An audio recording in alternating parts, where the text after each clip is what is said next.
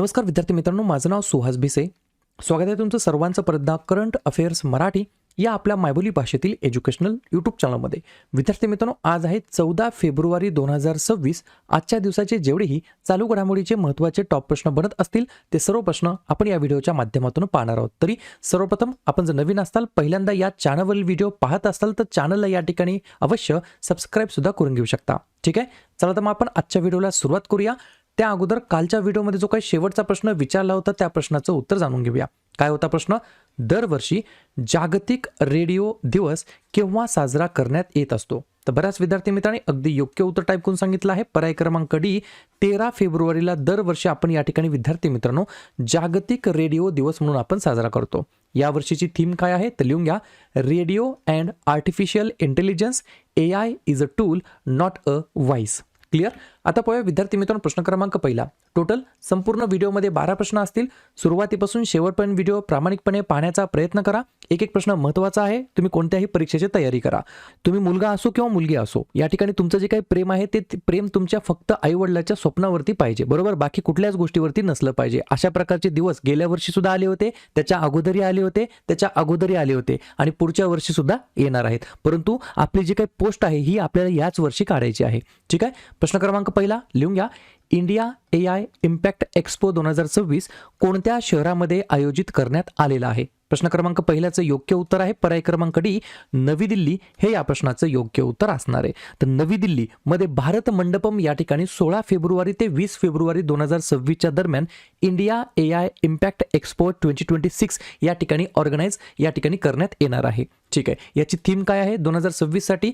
A global convergence of scale, innovation and impact. Clear? या ठिकाणी हे जे काय इम्पॅक्ट एक्स्पो 2026 आहे, इंडिया AI इम्पॅक्ट एक्स्पो, याच्या मागचा उद्देश काय तर AIला या ठिकाणी पर्यावरण आणि प्रगतीसाठी यूज करणे, भारताला ग्लोबल AI लीडर बनवणे या उद्देशाने या ठिकाणी हा एक्स्पो या ठिकाणी भरवण्यात आलेला आहे. पहिलाच प्रश्न आहे एखाद्या एक्स्पो बद्दल, समिट बद्दल. तर लगेच बाकीच्या नवनवीन समिट्सवरती आपण एकदा रिव्हिजन टाकूया. मी खूप वेळा सांगितलेलं आहे, तुम्ही अभ्यास किती करता हे बिलकुल महत्त्वाचं नाहीये. केलेल्या अभ्यासावरती परत परत परत परत किती वेळा रिव्हिजन मारता हे महत्त्वाचं ठरणार आहे.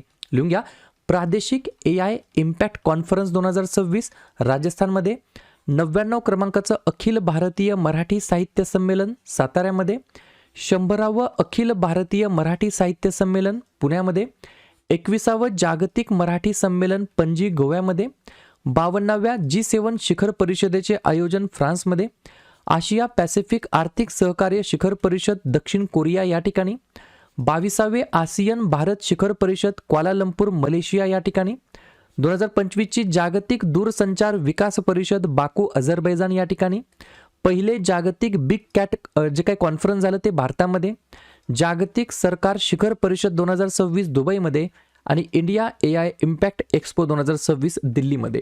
पुढचा प्रश्न, जगातील सर्वात मोठ्या धान्य साठवण योजनेअंतर्गत पायलट या ठिकाणी प्रोजेक्टवरती जिल्हा म्हणून निवडलेला बालाघाट जिल्हा कोणत्या राज्यामध्ये आहे? 2 नंबरच्या प्रश्नाचं योग्य उत्तर आहे पर्याय क्रमांक सी, MP.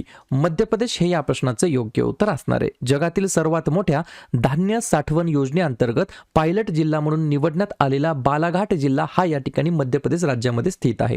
या ठिकाणी हा जो काही उद्देश आहे याच्या मागचा उद्देश काय आहे तर लिहून घ्या, कापणीनंतर होणारे नुकसान जे काही आहे ते कमी करणे, शेतकऱ्यांना स्थानिक पातळीवर साठवणुकीची सुविधा उपलब्ध करून देणे आणि शेतीमालाला योग्य भाव मिळवून देणे या सर्व उद्देशाने या ठिकाणी जगातील सर्वात मोठ्या धान्य साठवण योजनेअंतर्गत पायलट जिल्हा म्हणून मध्य प्रदेशातील बालाघाट जिल्हा या ठिकाणी निवडण्यात आलेला आहे. मध्य प्रदेश ज्या राज्याची स्थापना 1 नोव्हेंबर 1956 ला झाली. मुख्यमंत्री आहेत मोहन यादव, राज्यपाल आहेत मंगूबाई छगनबाई पटेल, राजधानी आहे भोपाळ. या ठिकाणी 8 महत्त्वाचे राष्ट्रीय उद्यान आहेत, बांधवगड, कान्हा, पेंच, संजय, सातपुरा, पन्ना, वनविहार आणि कुनो आणि 4 महत्त्वाचे धरण आहेत, गांधीसागर, बनसागर, बारगी आणि बारणा.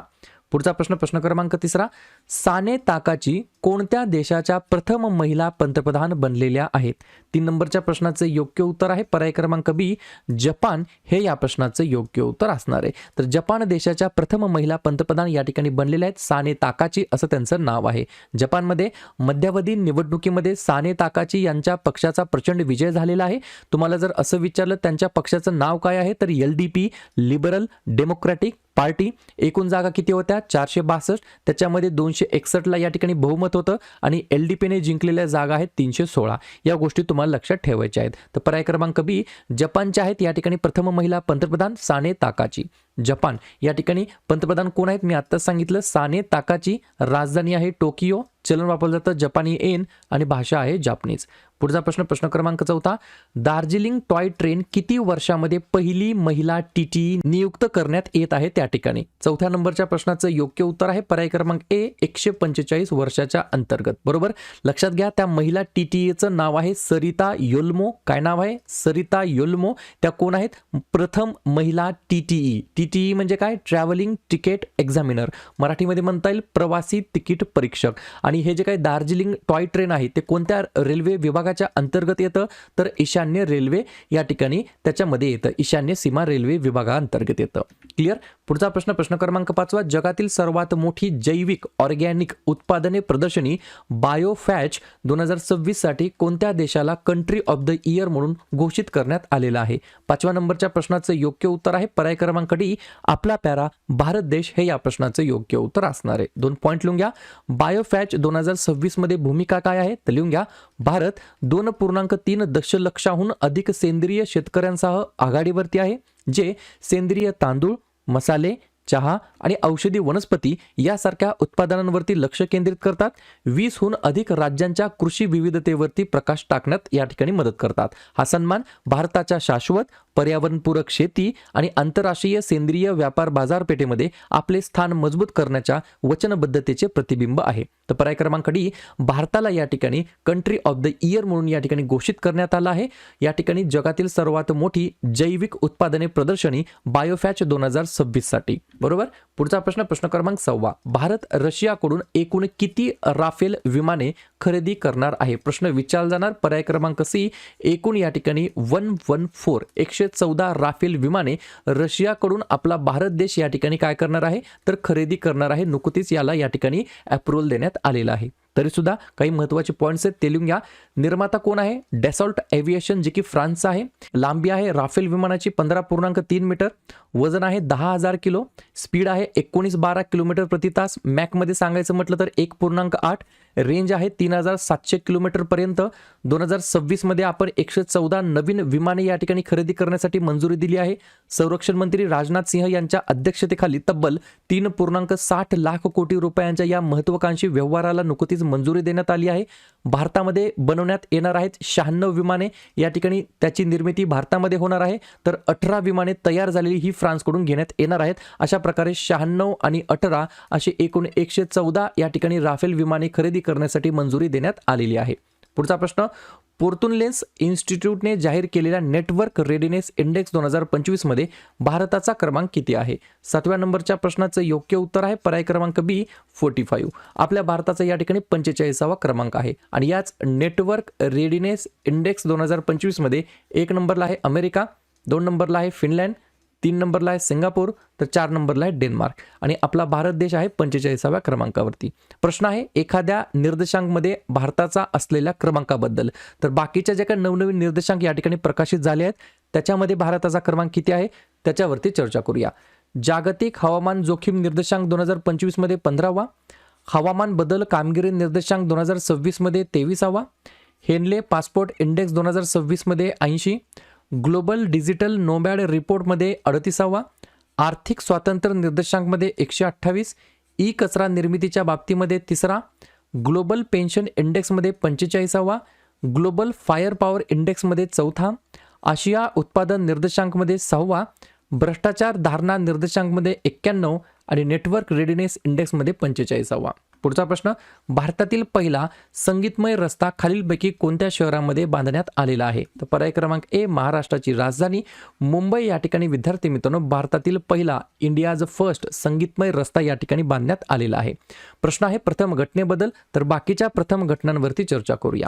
बायोबिट्युमेनचे व्यावसायिक उत्पादन करणारा पहिला देश भारत. पहिला जैव आनंदी जिल्हा केई पन्न्योर अरुणाचल प्रदेशमध्ये. पहिले एकात्मिक खाजगी उपग्रह उत्पादन युनिट सानंद या ठिकाणी. पदवीपर्यंत मोफत शिक्षण देणारं भारतातील पहिलं राज्य केरळ.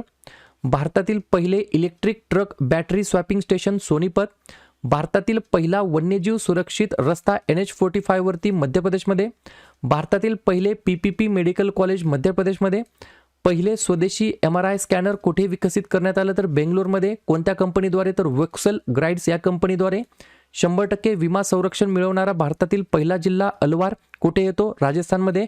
आणि पहिला संगीतमय रस्ता भारतामध्ये कोणत्या शहरामध्ये बांधण्यात आला? तर मुंबईमध्ये. पुढचा प्रश्न, खालीलपैकी कोणत्या ठिकाणी आर्थिकदृष्ट्या कमकुवत कुटुंबातील मुलींसाठी लखपती बिटिया योजना सुरू करण्यात आलेली आहे? तर पर्याय क्रमांक डी दिल्ली या केंद्रशासित प्रदेशाच्या अंतर्गत या ठिकाणी आर्थिकदृष्ट्या कमकुवत या ठिकाणी असलेल्या ज्या काही कुटुंबातील मुली आहेत त्यांच्यासाठी लखपती बिटिया योजना सुरू करण्यात आलेली आहे. आर्थिक ताणतणावाशी संबंधित शाळा सोडण्याचे प्रमाण कमी करण्यासाठी, मुली उच्च शिक्षणाचे टप्पे किंवा प्रौढत्व गाठत असताना परिपक्व होणारी बचतीची क्षमता निर्माण करण्यासाठी ही योजना या ठिकाणी तयार करण्यात आलेली आहे. पुढचा प्रश्न, आपत्ती व्यवस्थापन मजबूत करण्यासाठी ADB कडून म्हणजेच एशियन डेव्हलपमेंट बँक आशियाई विकास बँकेकडून खालीलपैकी कोणत्या राज्याला 182 दशलक्ष USD मदत मिळालेली आहे? तर पर्याय क्रमांक सी आसाम हे या प्रश्नाचं योग्य उत्तर असणार आहे. लक्षात घ्या, आपत्ती व्यवस्थापन मजबूत करण्यासाठी आशिया विकास बँकेकडून आसामला या ठिकाणी मदत मिळालेली आहे. बरोबर. कोणाकडून? ADB कडून. ADB एशियन डेव्हलपमेंट बँक, मराठीमध्ये म्हणता येईल आशियाई विकास बँक, ज्या बँकेची स्थापना 19 डिसेंबर 1966 झाली. अध्यक्ष आहेत मसातो कांडा 11व्या क्रमांकाचे. मुख्यालय आहे मान लुआंग फिलिपिन्स या ठिकाणी. आणि ADBचं सदस्यत्व आहे 69 देशांकडे आणि लेटेस्ट आहे इस्रायल देश. बरोबर, सदस्यत्व या ठिकाणी प्राप्त झालेला. पुढचा प्रश्न, खालीलपैकी कोणाला दिल्ली सरकारने पहिल्या दिल्ली खेल महाकुंभाचे ब्रँड अँबॅसेडर म्हणून नियुक्त केलेलं आहे? तर पर्याय क्रमांक बी शिखर धवनला या ठिकाणी विद्यार्थी मित्रांनो दिल्ली सरकारने पहिल्या दिल्ली खेल महाकुंभाचे ब्रँड अँबॅसेडर म्हणून नियुक्त केलेलं आहे. शेवटचा प्रश्न, खालीलपैकी कोण अलीकडेच भारतातील सर्वात तरुण पुरुष ॲनालॉग अंतराळवीर बनलेला आहे? तर पर्याय क्रमांक ए आदित्य पांड्या असं त्यांचं या ठिकाणी नाव आहे. क्लिअर. तर भारतातील सर्वात तरुण पुरुष ॲनालॉग अंतराळवीर या ठिकाणी बनलेला आहे आदित्य पांड्या असं त्यांचं नाव आहे. ठीक आहे. तर अशा प्रकारे विद्यार्थी मित्रांनो हे होते आजचे 12 प्रश्न. उपक्रम कंटेंट हा जो काही प्रयत्न आपण सुरू केला आहे मराठी भाषेमध्ये कसा वाटतो अवश्य कमेंट करत चला. आणि तुमच्यासाठीचा आजचा खास प्रश्न, खालीलपैकी कोणत्या राज्यामध्ये पढाई विथ AI हा AI आधारित डिजिटल लर्निंग उपक्रम सुरू करण्यात आलेला आहे? हरियाणा, हिमाचल प्रदेश, राजस्थान की गुजरात? तर ज्या पण विद्यार्थ्यांनी या प्रश्नाचं योग्य उत्तर येत असेल त्या प्रश्नाचं उत्तर तुम्ही कमेंट बॉक्समध्ये देण्याचा प्रयत्न करा. प्रश्नाचं उत्तर चुकू द्या, बरोबर येऊ द्या, काहीच हरकत नाही. ट्राय करणं, प्रयत्न करणं सर्वात जास्त महत्त्वाचं आहे. आणि दुसऱ्या दिवशी येऊन आपण दिलेल्या प्रश्नाचं उत्तर हे बरोबर आले की चुकलं हे दुसऱ्या दिवशी येऊन नेहमी चेक करणं, अभ्यासामध्ये कन्सिस्टन्सी मेंटेन ठेवणं हे सगळ्यात जास्त महत्त्वाचं ठरणार आहे. तर लगेच काय करूया, फेब्रुवारी महिन्यातील जेवढेही महत्त्वाचे दिवस असतील त्याच्यावरती एकदा चर्चा करूया. लिहून घ्या. 1 फेब्रुवारी भारतीय तटरक्षक दिवस. 2 फेब्रुवारी जागतिक पाणथळ दिवस. 4 फेब्रुवारी जागतिक कर्करोग दिवस. 7 फेब्रुवारी सुरक्षित इंटरनेट दिवस. 10 फेब्रुवारी राष्ट्रीय जंतनाशक दिवस. 11 फेब्रुवारी विज्ञानातील महिला आणि मुलींचा आंतरराष्ट्रीय दिवस. 12 फेब्रुवारी डार्विन दिवस आणि राष्ट्रीय उत्पादकता दिवस. 13 फेब्रुवारी जागतिक रेडिओ दिवस आणि सरोजिनी नायडू यांची जयंती. 19 फेब्रुवारी छत्रपती शिवाजी महाराज यांची जयंती तारखेनुसार. 20 फेब्रुवारी जागतिक सामाजिक न्याय दिवस. 21 फेब्रुवारी आंतरराष्ट्रीय मातृभाषा दिवस. 24 फेब्रुवारी केंद्रीय उत्पादन शुल्क दिवस. 27 फेब्रुवारी मराठी भाषा दिवस आणि जागतिक NGO दिवस. आणि 28 फेब्रुवारी राष्ट्रीय विज्ञान दिवस आणि दुर्मिळ रोग दिवस. क्लिअर.